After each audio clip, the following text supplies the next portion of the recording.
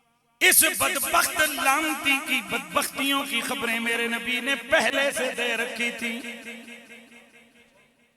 दोस्ताने गिरामी, इसने हुकूमत में आते ही, तख्ते हुकूमत पर बैठते ही इस यजीदे पलीदे लईन, जितना दिल करे चढ़ो रगड़ा,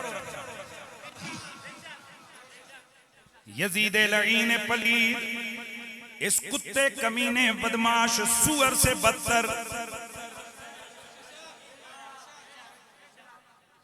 मैं डर डर के ऐसा सूर आता कि क्यामती सूर एहतजाज ना करन। अल्लाह जीज कुरैशियां पुछ, असी सूर ते सां पर हुसैन दे कातिल ते नहीं सां। इस वास्ते मैंने एक दिन एक बात कही, मौलवियों दे पेट दर्द उठ गया। मैंने कहा मेरा कुत्ता हो ना कुत्ता, तो कुत्ते के नाम होते हैं टोनी, मोनी, चुरलू, मुरलू, जो भी होता है। मैं कदे कुत्ते का नाम यजीद ना रखा। बच्चियां दा पोतरियां दा नां ते छड्ड, दुकानां दा रोडां दा नां ते छोड़, मैं कुत्ते का नाम ही यजीद ना रखा। पता है क्यों? कई बार कुत्ते भी कुत्ता चंगा काम करके आवे ना, कोई गिदड़ शिदड़ नसा के आवे, कुत्ते बंदा चुस्को दे उत्ते सिरा ते हाथ पैर ना आने, आज चंगा काम करके आए और इंज करने हो ना, ते नाल यजीद इंज करो। यजीद लांती इस जुगा भी नहीं कि कुत्ते दी सूरत च भी उसे चुस्को रहा जाए।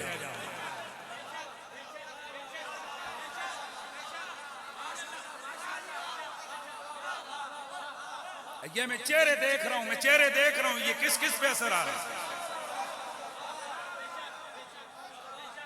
हमारी मोहब्बतें भी हुजूर की वजह से, हमारी नफरतें भी हुजूर की वजह से। जो हुजूर का है वो हमारे मोहब्बतों का किबला है, जो हुजूर का नहीं है वो हमारे जूते की नोक पे है। तवज्जो है? तो जब ये लानती कुत्ता हुक्मरान बना तो उसने पहला ऑर्डर ये जारी किया मदीने के गवर्नर की तरफ कि 4 जो लोग हैं उनकी बेअत लो, हुसैन, अब्दुल्ला बिन उमर, अब्दुल्ला बिन अब्बास और अब्दुल्ला बिन जुबैर। अगर माने ठीक है, वरना इनका सर काट के मेरी तरफ भेज दो। ऑर्डर आया, गवर्नर ने हजरत हुसैन पाक को रातों रात बुलाया, जी आए तशरीफ लाएं, बैत करनी आए। इमाम पाक ने वो जुमला बोला, मैं हर तकरीर में ये जुमला लोगों को सुना रहा हूं। इमाम पाक ने उसको कहा, फरमाया वलीद तू ठीक है? बड़ा जुमला सुनो। आपने फरमाया ये धमकियां किसी और को लगाना। बाद रवायात में आता है कि इस तरह नंगी तलवारें लेकर वो खड़े थे, तो इमाम पाक ने यूं उंगली से ऐसे की तलवार। आपने फरमाया ये धमकियां किसी और को बता, हाशमियों को बताता है, हाशमियों को बताता है कि तलवार कैसे चलती है और तलवार क्या होती है। हट, रह गया मसला जो तू कह रहे ना बैत का। जुमला सुनेंगे तो आपने फरमाया हुसैन जैसे यजीद जैसों की बैत नहीं करते। आप मेरे ख्याल में समझे नहीं हो। फरमाया हुसैन जैसे यजीद जैसों की बैत नहीं करते। यहाँ बड़ा क्लियर कट सा मामला है, बात को समझने की कोशिश आप भी करें। मसला जाते यजीद और जाते हुसैन का नहीं है, मसला यजीदियत और हुसैनियत का है। हुसैनियत कुरान की तफसीर का नाम है और ये यजीदियत फिस्को फजूर का नाम है। हुसैनियत अदल व इंसाफ का नाम है, यजीदियत जुल्म व जबर का नाम है। इसलिए जो लोग समझते हैं कि जी ये 2 बंदों का मसला था और 2 बंदों को होता तो यजीद दुनिया से मर्दार मलून दफा हो गया, हुसैन पाक भी करबला में शहीद हो गए, तो फिर ये आज क्यों ये रोले पड़े हुए हैं? पता चला ये मसला 2 जातों का नहीं था, 2 नजरियों का था। और नजरिए मिनटों दिनों घंटों में नहीं बदलते, नजरिए सदियों जाते हैं। लिहाजा याद रखो यजीदियत एक नजरिया है, हुसैनियत दूसरा नजरिया है। हुसैनियत भी रहेगी, यजीदियत भी रहेगी, लेकिन यजीदियत इसलिए रहेगी ताकि मुकाबले में हुसैनियत का पता चलता रहे। हुसैनियत कहते इसलिए हमारी महफिलों में नारा लगता है हुसैनियत जिंदाबाद, यजीदियत यजीदियत। आपने फरमाया हुसैन जैसे यजीद जैसों की बैत, बस अब आइए इमाम पाक को पता लग गया कि इस खबीस ने टारगेट किलिंग करवानी है और खून जाहिर है एक खानदान बनु हाशिम तो है कि ये खून यहाँ मदीने में बहेगा। आपको अपने नाना का मदीना प्यारा था, आपने रातों रात प्रोग्राम और मंसूबा बनाया कि चलो शहर अमन मक्का चल। मेरे दोस्तों, इमाम अली मकाम इमाम हुसैन पाक घर में आए, अपने बच्चों को तैयार होने का हुक्म दिया, दीगर कबीले वालों को जल्दी जल्दी फरमाया कौन है जो मेरे साथ जाना चाहता है। आज कई लोग ये धोखा देने की कोशिश करते हैं कि बाकी कहां थे, 72 ही उधर क्यों गए।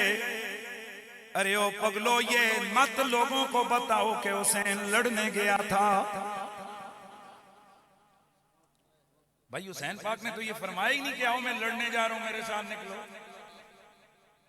क्योंकि अगर ये फरमाते तो कौन सा ऐसा रसूल का प्यारा था जो उनके साथ खड़ा ना होता। इसलिए मेरे दोस्तों, जो खानदाने बनु हाशिम के लोग हैं, इनके करीबी, इनके चचाजाद, वो भी सारे बाहर नहीं निकले। इमाम अली मकाम ने फरमाया मैं मक्का जाने लगा हूं। आप जरा जुमले को ज़हन में रखना है, मैं बिल्कुल तहत लफ्ज़ शहादत आगे लेके जाऊंगा। आपकी तैयारी मुकम्मल होने लगी। मेरे रसूल की बेटी इमाम अली मकाम की प्यारी बहन हजरत